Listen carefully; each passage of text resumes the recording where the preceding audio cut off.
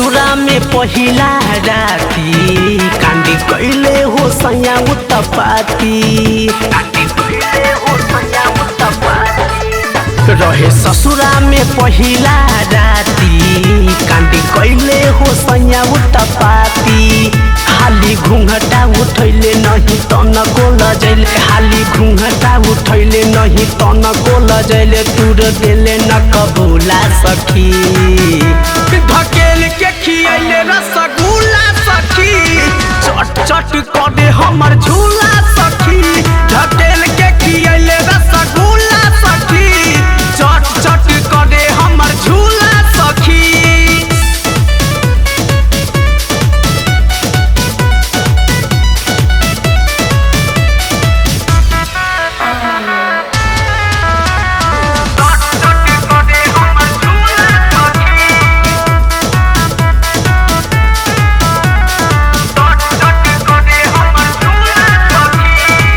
सेजिया पे धक धक करे लागल जियारा जैसे हुमान में फंस गइल सियारा पिया जी हमके बोला के हो नियारा रात भर हमके सतावलक पपिहारा सेजिया पे धक धक करे लागल जियारा जैसे हुमान में फंस गइल सियारा पिया जी हमके बोला के हो नियारा रात भर हमके सतावलक पपिहारा हमर ध के कलाई ले ले होटावा सटाई हमर ध के कलाई ले ले होटावा सटाई चुमवे से कैले कुला सखी ढकेल के खियैले रसगुल्ला सखी चट चट करे हमर झूला सखी ढकेल के खियैले रसगुल्ला सखी लस लस करे हमर झूला सखी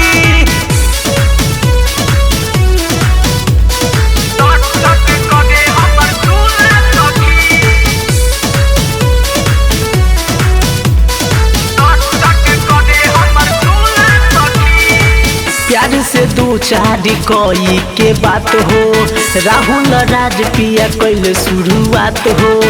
रहे सखी पहिल का मोढ़ रात हो रहे न पानी हमला गहिल रात हो प्यार से दो चार कोई के बात हो राहुल राज पिया कैल शुरुआत हो रहे सखी पहिल का मोढ़ रात हो